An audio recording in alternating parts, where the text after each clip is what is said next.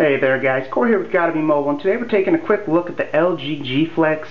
Here is the box. This is the Sprint G Flex. Now, as you all know, it's been available outside of the US, and it's coming soon to the first week of February on multiple carriers, and one of them is Sprint. So we're going to go ahead and take a look at it. As you can see, the box is a little curved, which kind of is expected considering this is a curved smartphone. The screen is bent. Hear it rattling around in there. We know y'all hate unboxings, so we'll keep that short and sweet and show you a little bit of this phone.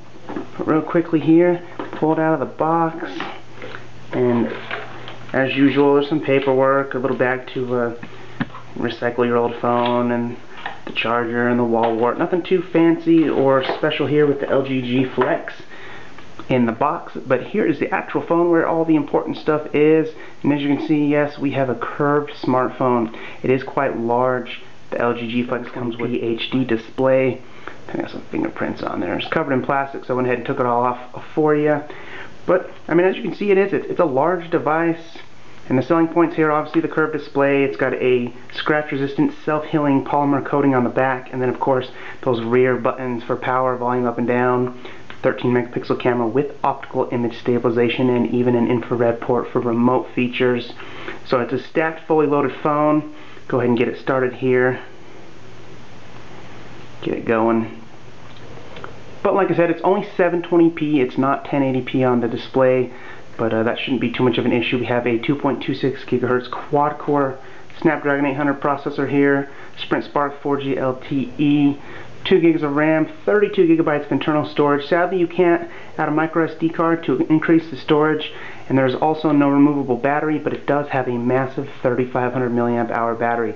So with the LG G Flex, you're going to get some of the best battery life, probably, simply for the fact that it has only a 720p display, yet has that 1080p displays, and that does kind of wear down that battery life somewhat.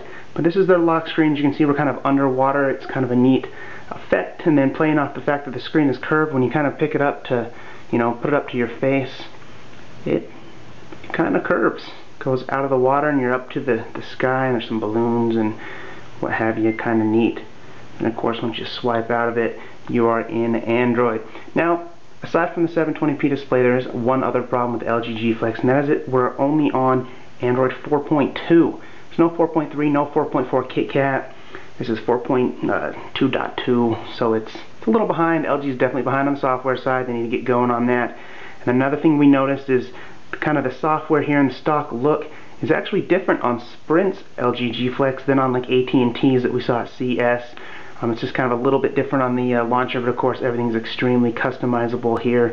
With change all kind of stuff with the lock screen and how everything looks. They have one-handed operation as well, which is kind of important when you have a phone this big. I mean, trying to like do anything, you have to kind of get up there to the top. It's a little difficult. So thankfully there's a lot of one-handed operation because it is a big phone. And to kind of show you how big it is, we have the Galaxy S4 and the Moto X. So you can see the LG G Flex and that 6-inch display next to a 5 and 4.7 is quite large, but it's also pretty thin. I mean, of course it is curved and what have you, but it is a pretty thin phone overall. Not bad. I have that wood Moto X there, but throw that aside. But let's just run down real quick here. Buttons on the back, power button, volume up and down, camera, got the SIM slot over here, charger down on the bottom with a microphone and headphone jack. I mean, other than that, I mean, it's just a kind of a sleek looking phone. One thing I didn't notice is, you've all probably seen the videos, the back has a self-healing kind of design, but what that is like kind of a polymer coating on the back, and it almost looks like a screen protector. If you look close, I don't know if you can see it on video, there's little lines where you can almost see it looks like a screen protector's on the back, and that's because the usual LG plastic has been wrapped in a polymer coating that is self-healing, so it can be really resistant to scratches.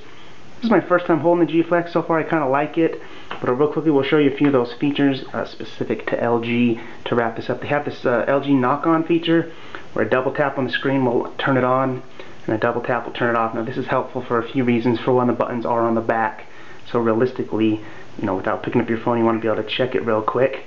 And then of course, I mean, for any phone it kind of is better than finding the power button on the side. So I do like it. It was a popular feature on the LG G2, and of course they've brought it over to the G Flex. But go ahead and slide in there. Of course, on the infrared on the back, we have a quick remote, can control your TVs and television, what have you. That's kind of a nice feature. Then a couple other things, of course, you have your multitasking with most, stock Android. But if you slide up, you can go right into VoiceMate, Google Now, or Quick Remote, or failure. Quick Memo. You can see there's Quick Memo. Go ahead and launch Quick Memo. And you can draw on the screen. Looks like I was writing already. If you can see that on video, it's kind of messing around. See if I can get rid of all that writing. Nope. Let's start over. But now it won't go away. Get back into the G Flex here. Then LG also has a couple of different features from multitasking. If you launch Google Chrome and their own browser and a few things, and as you're running around, if you slide with 3 fingers, it saves that app over here to the side. And then say I launch Chrome again and I slide with a few more fingers. Now there's two apps saved to the side. So what this is kind of another version of multitasking. Now it shows that there's 2 apps on the slide aside feature. Go ahead and tap that, and it shows you the 2 apps. You can quickly go back and forth between multiple different apps. But then you have to slide with 3 fingers again. So I mean, it's not the most friendly design. Obviously, you can just push and hold the usual stock Android multitasking to do the same thing for the most part. So not the biggest fan of some of LG's little changes, but for the most part, it is not bad.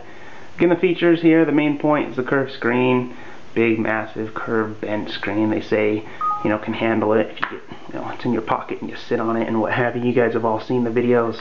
It's got a curved screen, it's got a powerful processor, it's got an optical image stabilized camera.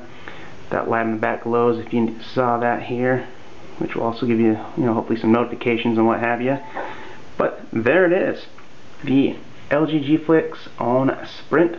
Stay tuned for a full review. Thanks for watching.